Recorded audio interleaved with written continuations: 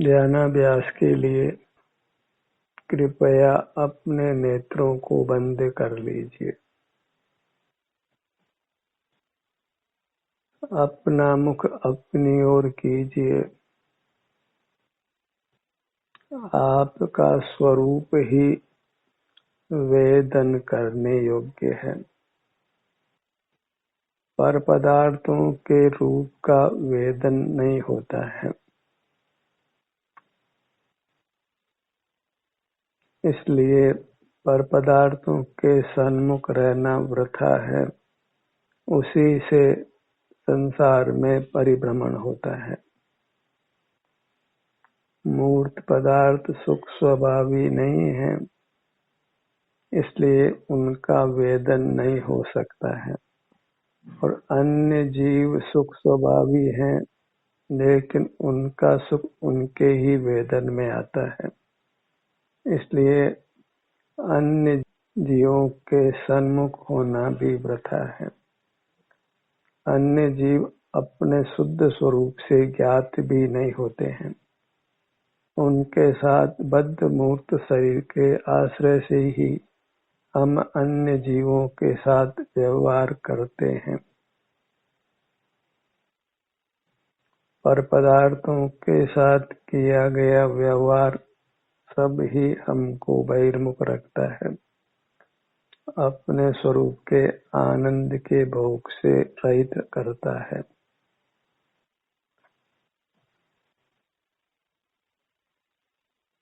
अपना स्वरूप जो कि आपाद मस्तक विस्तार को प्राप्त है और वह सुख स्वभावी है, वह उपादेय है, लक्ष्य करने योग्य है और वह सुख अचिंत्य है। अनुभव से ही उसकी महिमा आती है। जीव ने अनादि से मूर्त पदार्थों को ही देखा जाना है। उनके लक्ष्य होने वाले सदोष विषय सुख को ही भोगा है, न तो उसको अपने अमूर्त शरीर का परिचय हुआ, न उसके शुद्ध सुख का उसको अनुभव हुआ। इसलिए जीव अनादि से बहिर्मुख रहा है, अपने उत्तम सुख से उत्तम स्वरूप से च्युत रहा है। हमें अपने अमूर्त शरीर को पहचान कर उसके लक्ष्य से उत्तम सुख को भोगना है। उससे वह सुख बढ़ता जाता है, असीम हो जाता है और अविनाशी हो जाता है। किसी बाह्य पदार्थ के सेवन से हम सुखी नहीं हो सकते हैं। केवल अपना सेवन करके ही हम सुखी हो सकते हैं, परमात्म पद को पा सकते हैं। कर्तव्य इतना ही है, करने योग्य कार्य इतना ही है कि हम बहिर्मुखता को छोड़ें, अपने सन्मुख रहें और उससे होने वाले उत्तम आनंद को भोगें। अपना मुख अपनी ओर ही रखिए, आपाद मस्तक ही बने रहिए। परमुखता से हम अपने सुख से च्युत होंगे और कर्म का बंध उदय होने से हमको दुख ही होगा। मूर्त से बंध को प्राप्त होंगे और मूर्त चूंकि विनाशिक है, उसके संबंध से हम भी विनाश को प्राप्त होंगे।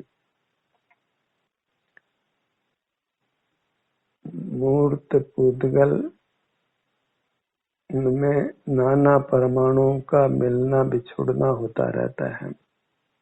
वे इसलिए बहुरूपियां हैं। उनके लक्ष्य से हमारा भी बहुरूप परिणाम होता है। उन परिणामों को अपना स्वरूप नहीं मानना है। स्वलक्ष्य से जो आनंद का अनुभव होता है वही हमारा स्वरूप है। देशना इतनी है कि एकत्व विभक्त आत्मा सर्वत्र सुखी लोक में, जो अपने से युक्त है वो पर से विभक्त है, वही सर्वत्र लोक में सुखी है। पर से नाता छोड़कर अपने से नाता जोड़ना है और परमात्मा हो जाना है। संसार परिभ्रमण से होने वाले सर्व दुखों से मुक्त हो जाना है। जीने के लिए फिर किसी बाह्य वस्तु की आवश्यकता नहीं होगी और मूर्त के ज्ञान से रहित होने से मूर्त से अप्रभावी होंगे। जब मूर्त काया नहीं होगी तो मूर्त का ज्ञान भी नहीं होगा। मूर्त काया के सद्भाव से ही हमको मूर्त पदार्थों का ज्ञान होता है। इसीलिए ज्ञान को परोक्ष बना है, इंद्रिय ज्ञान बना है और वह निंद्य है। उसी के होने से हम अपने सुख से च्युत होकर कर्मोदय से नाना दुख भोगते हैं, बहुरूपिया होते हैं। मनुष्य भव तो कदाचित मिलता है, नहीं तो मक्खी मच्छर आदि क्षुद्र योनियों में ही जन्म होता है और उससे भी हीन योनि वनस्पति में जन्म होता है, जिसमें जीव निद्रा में रहता है। और निद्रा की स्थिति में कोई भी जीव अपने अमूर्त शरीर के सुख को नहीं भोग सकता है। शरीर के दुख का भी भोग निद्रा में नहीं होता है। एक इंद्रिय को केवल स्पर्श का ही ज्ञान होता है। वह ज्ञान से भी हीन है और सुख से भी हीन है, अचेतन समान होता है और उसका हेतु स्वसन्मुख नहीं होना है, अपनी पहचान का नहीं होना है। सिर से पांव तक ही हमको ये मैं हूँ, ऐसी स्वसंवेदन से प्रतीति होती है। फिर भी इंद्रिय ज्ञान में रहने से अपने अमूर्त काया में मिले मूर्त शरीर में ही हम अपनापन कर लेते हैं। इसी कारण से आजकल फोटो खींचने का बहुत अनुराग बढ़ता है। जो मूर्त शरीर की फोटो है उसको ही अपनी फोटो मान लेता है और मूर्त पदार्थों के ज्ञान से होने वाले इंद्रिय सुख को ही वास्तविक सुख मान लेता है।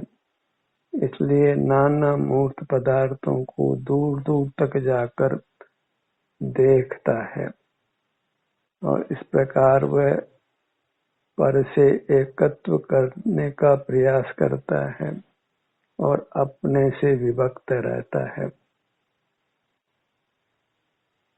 सब कुछ चर्या सुख के विपरीत है और वह सुख चाहता है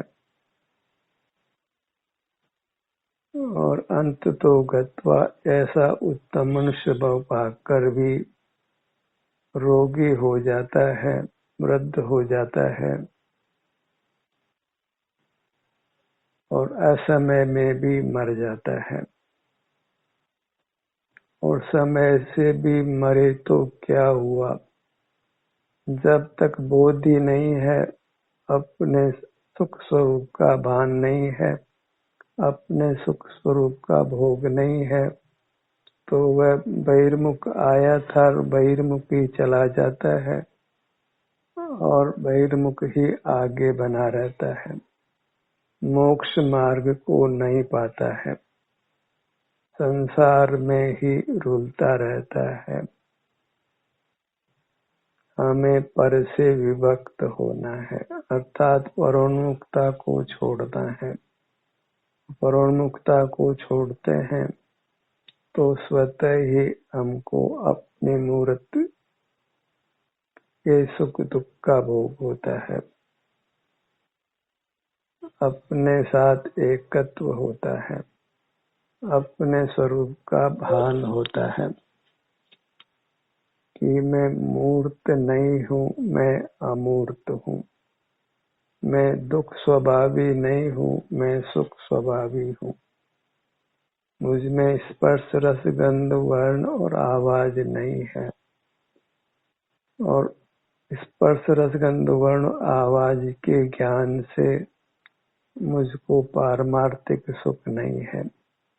सुख स्वाधीन है, पराधीनता में दुख है। अपनी मुद्रा का लक्ष्य करके अपने दुखों से रक्षा करिए, वही यथार्थ रक्षा बंधन पर्व है। पर्व नाम पलटने का है। बाहर का जीवन एक तरफ रहा, वह भूतकाल हो, और भीतर का जीवन वही आनंद रूप जीवन है, वही हमारा वर्तमान हो। हमेशा वर्तमान की ही उपलब्धि है। तो वर्तमान में हमको अपने उत्तम सुख को भोगना है, जिसके उपमा बाह्य विषयों के ग्रहण से होने वाले सुख से नहीं हो सकती है। अपनी मुद्रा में ही रहना है, स्वस्थ रहना है, स्वस्थ रहना ही सुखी रहना है। सुख केवल स्वस्थ रहने का है, न बहुत ज्ञान से सुख है, न बहुत शरीर के बल से सुख है। सुख केवल अपने से युक्त होने से है, बहिर्मुखता के त्याग से है, इंद्रिय ज्ञान के त्याग से है, बाह्य पदार्थों के ज्ञान से रहित होने से है। जब सुख बाह्य पदार्थों के ज्ञान से रहित होने से है, तो ये जान लेना चाहिए कि जीव का स्वभाव बाह्य पदार्थों को जानना नहीं है। बाह्य पदार्थों को जानने का हमारा स्वभाव हो तो फिर बाह्य पदार्थों के जानने से रहित क्यों होगा। देखना यही है कि हमको इंद्रिय ज्ञान का अर्थात मूर्त पदार्थों के देखने जानने का निरोध करना है, इंद्रिय ज्ञान से रहित रहना है।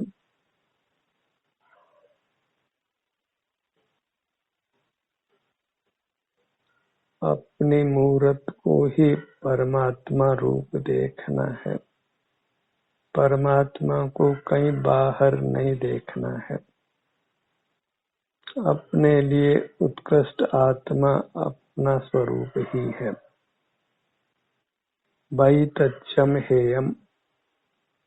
अन्य जीव भले ही परमात्मा हो गए हैं, वे अपने सुख को भोगते हैं, हमें किंचित भी सुख नहीं दे सकते हैं। उनका हमको ज्ञान भी नहीं हो सकता है, इसलिए वे उपादेय नहीं है, हेय है। अपने अतिरिक्त सर्व ही पदार्थ एक कोटि में है, एक भी उपादेय कोटि में नहीं है। उपादेय अपनो अप्पा वही तच्चम हेयम। केवल अपना अमूर्त शरीर ही उपादेय है, से सर्व पदार्थ हेय है। हे का अर्थ इतना ही है कि वे जानने योग्य नहीं है, उनके सन्मुख रहना योग्य नहीं है। हे का अर्थ ये नहीं है कि वे खराब हैं, अपने लिए पर पदार्थ त्याज्य हैं, तभी हम अपने सुख को पा सकते हैं, भोग सकते हैं। जैसे एक म्यान में दो तलवारें नहीं आती है, ऐसे ही परमुख और स्वमुख हम दोनों नहीं हो सकते हैं। परमुखता में हम सुख को त्यागते हैं और स्वमुख होकर हम अपने सुख को पाते हैं। हर प्रकार से स्वपर का विवेक कर लेने पर जीव फिर परमुखता को छोड़कर स्वमुखी होता है और आनंद रूप रहता है। वही परमात्मा का रूप है। आप ही परमात्मा रूप है, आनंद रूप है। बस अपना मुख अपनी ओर रखना है। दूसरे शब्दों में कहें तो परमुख नहीं होना है। इस प्रकार मनुष्य जन्म को सार्थक कर लेना है। परमात्मा होने का बीज बो देना है। अपने को मोक्ष पथ में स्थापित कर लेना है। इसी से हम उत्तम सुख पाते हैं और वह सुख बंधीगत होकर पूर्ण हो जाता है। मूर्त के बंधन से हम पूरी तरह मुक्त हो जाते हैं। अभी मृत्यु होने पर केवल हम स्थूल मूर्त से ही छूटते हैं। सूक्ष्म कार्मण शरीर है, सूक्ष्म तेजस शरीर है, उससे मृत्यु होने पर हम नहीं छूटते हैं। पर जब हम अपने सन्मुख होकर इस मूर्त कार्मण शरीर से मुक्त हो जाते हैं तो फिर औदारिक शरीर से भी मुक्त हो जाते हैं और तेजस शरीर से भी मुक्त हो जाते हैं। मूर्त के बंधन से ही मुक्त हो जाते हैं। वही स्वाधीनता है। वही यथार्थ में स्वाधीनता का पर्व है। मूर्त की पराधीनता से मुक्त होना। हम वास्तव में अन्य जीवों के परतंत्र नहीं हैं। अन्य जीव तो हमको ज्ञात ही नहीं होते हैं। अन्य जीवों के साथ बद्ध मूर्त काया के साथ व्यवहार वह जीव के साथ का व्यवहार माना जाता है, पर उसमें हम इंद्रिय ज्ञान में बने रहते हैं और हमारा सारा ही जीवन निंद कोटि में रहता है। हम निंदा के ही पात्र हैं। जहाँ इंद्रियां खुली है वहाँ हम निंदा के पात्र हैं और जहाँ इंद्रियां हम मूंद लेते हैं, न देखते हैं, न सुनते हैं, न सूंघते हैं, न चखते हैं, न स्पर्श करते हैं, न विचार करते हैं, न स्मरण करते हैं, सर्वथा बहिर्मुखता को छोड़ देते हैं, तो अपने मूर्त जो परमात्मा रूप है वह संवेदन गोचर होकर हमको उत्तम सुख का अनुभव कराती है। सुख अपने से ही है, पर से नहीं है। यह जीव अचिंत्य सुख शक्ति का धारक देव है। अपना सुख तो अपने शरीर में है। बाह्य वस्तु में व्यर्थ प्रयास। जग का सुख तो मृग तृष्णा है, झूठे हैं उसके पुरुषार्थ। मृग को रेगिस्तान में पानी लगता है, और दौड़ते दौड़ते मर ही जाता है। और हमको 5 इंद्रियों के विषयों में सुख लगता है।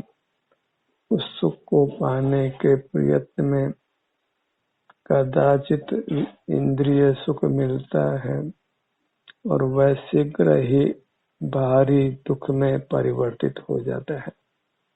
उसका अंत अत्यंत विरस होता है। इंद्रिय ज्ञान का फल अत्यंत विरस है, अत्यंत दुखदायी है। और हम देखते ही हैं कि ऐसे कारण बनते हैं जहाँ शरीर के तिल तिल खंड हो जाते हैं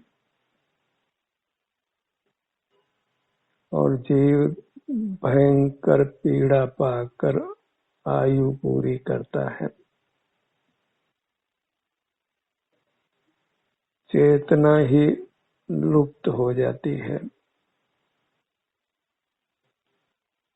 और संसार के दुखों का कोई पार नहीं है। हमने उनको भोगा भी है और पूर्व जन्मों में जितना दुख भोगा है वह तो स्मृति में ही नहीं है। अन्य जीवों को नाना प्रकार से दुख भोगते देखकर ही हमको सावधान हो जाना है।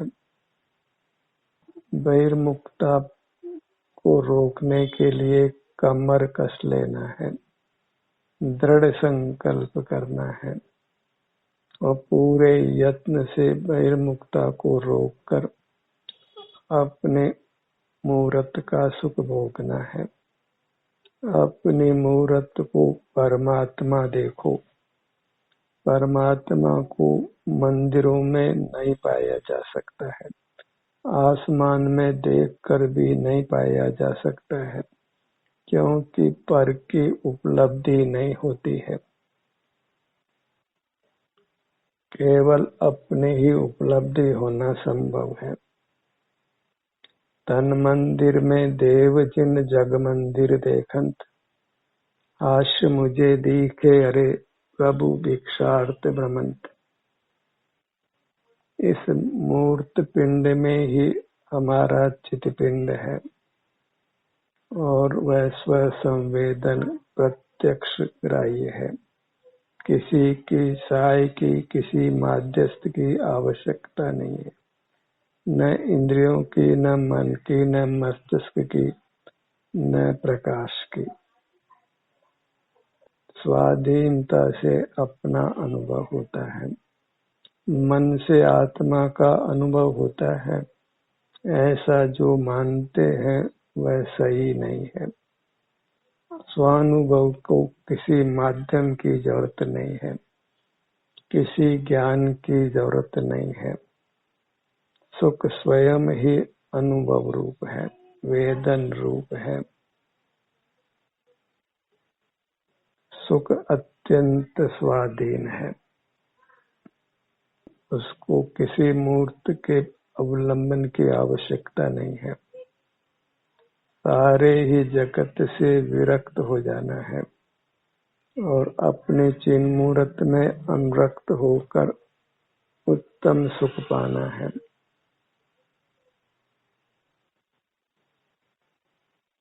अपना रूप अनुपम है, अद्भुत है, परमात्मा रूप है। इसकी महिमा संवेदन से ही आ सकती है। इसलिए निरंतर अपना संवेदन करते हुए रहिए। योग के लिए हमको योग निद्रा करना है, अंतर यात्रा करना है।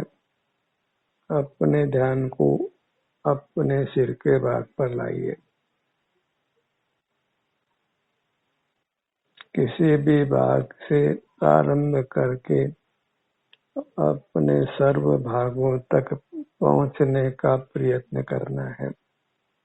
अपनी मूर्त के सुख को भोगना है, उसका हमको अधिकार है और उससे दूसरे को कोई ऐतराज भी नहीं होता है। सब अपना अपना सुख भोगे, स्वाधीनता से भोगे। परस्पर एक दूसरे को सुख देने की बात, वह सब कुशील है, व्यभिचार है। मैं किसी अन्य को सुखी करूं, अन्य मुझे सुखी करे, ऐसे व्यभिचारी विकल्प को छोड़ देना है। इसी प्रकार परोपकार का भाव भी व्यभिचारी है, कुशील है। अपने सुख को ही भोगते हुए रहना है। हम अपना सुख दूसरों को नहीं दे सकते हैं। अन्य जीव भी अपना सुख हमको नहीं दे सकते हैं। और मूर्त पदार्थों में सुख नहीं है। ललाट के भाग पर आइए।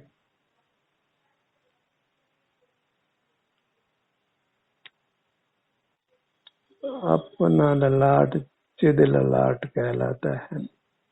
हर अंग चेतन है, और चेतन संज्ञा इसीलिए है कि इसको चेता जाता है, इसका अनुभव होता है, सेवन होता है।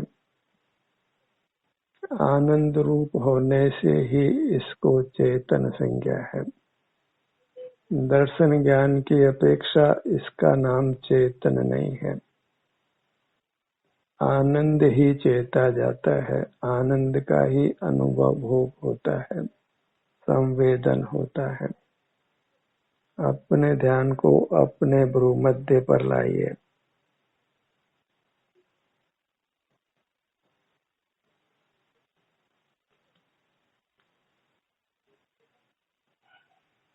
हर छोटे से छोटा भाग भी हमको परमात्म पद दे सकता है। ऐसी ही हमारे हर भाग की अद्भुत सामर्थ्य है। हर भाग, हर प्रदेश अमृत रूप है। उसके सन्मुख होकर हम जन्म मरण से मुक्त होकर अमर हो सकते हैं। जो अमर करे उसी को अमृत कहते हैं, और अपनी मूर्त ही हमको अमर करती है, हमारी दुखों से रक्षा करती है। इसी से बंद कर रहना वह रक्षा बंधन नाम का पवित्र पर्व है, जिसको हमने प्रतिक्षण मनाना है। अपने ध्यान को अपने धड़ भाग पर लाइए। दोनों भुजाएं, दोनों पैर। अपनी मूर्त किसी अन्य के द्वारा परिचय कराने की मोहताज नहीं है। हमको अपनी मूर्त का स्वमेव अनुभव होता है। यह मैं हूँ ऐसी प्रतीति सदा रहती है। इसलिए पर से आशा नहीं लगाना है, परमुख नहीं होना है। परमुख होने से ही हम अपने गौरव को, स्वाभिमान को खोते हैं। परमुखता सुंदर नहीं है, स्वमुखता ही सुंदर है। स्वमुखता ही सुख रूप है, परमुखता ही दुख रूप है। हम सदा स्वमुख रहें। ऐसी ही निरंतर भावना भाते हुए स्वमुख रहने का ही प्रयत्न करते रहें। ध्यान का ये सत्र यही समाप्त होता है। आपकी सहभागिता के लिए धन्यवाद।